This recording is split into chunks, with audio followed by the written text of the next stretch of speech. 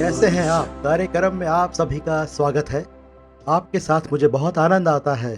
अजीजों, आपका ध्यान किस ओर केंद्रित है? आपको कहाँ से ताकत मिलती है?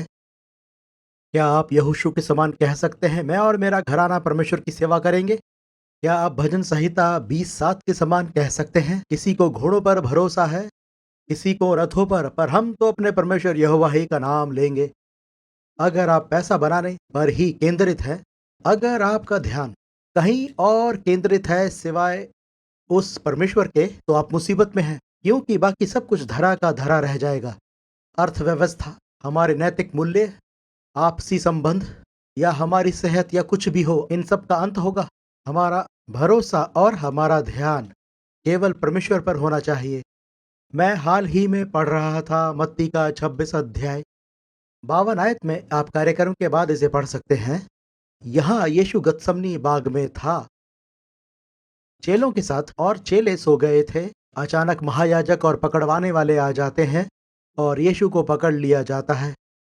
अचानक पतरस एक तलवार निकाल लेता है और उनमें से एक का कान उड़ा देता है। यीशु कहता है, अपनी तलवार म्यान में रख।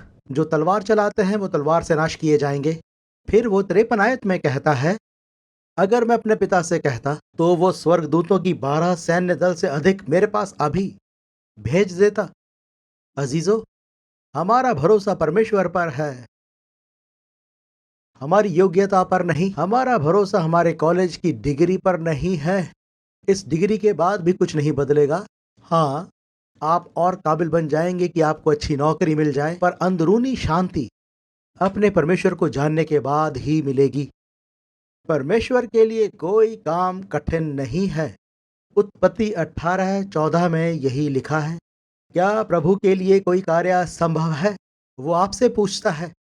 पर मालूम नहीं इस दुनिया को क्या हो रहा है। प्रभु बता चुका है कि अंत के दिनों में संसार में सब कुछ टल जाएगा, पर परमेश्वर का वचन बिना पूरा हुए कभी नहीं टलेगा।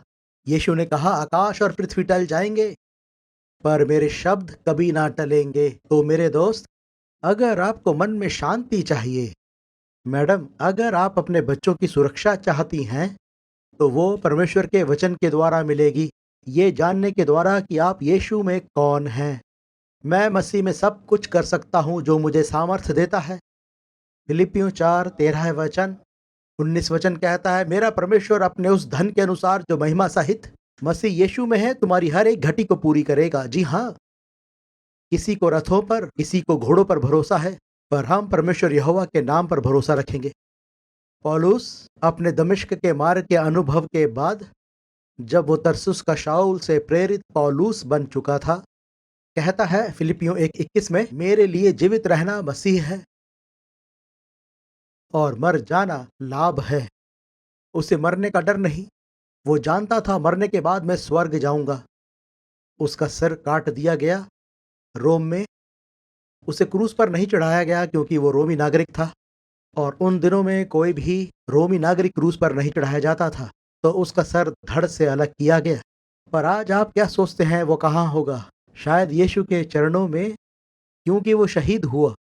उसके साथ कई शहीद हुए। याद रखें, कलीसिया का बीज संतों का खून है। जी हाँ, पौलुस का ध्यान इस जीवन पर केंद्रित नहीं था। उसका ध्यान परमेश्वर और अनंत जीवन पर था। आपका ध्यान कहाँ है?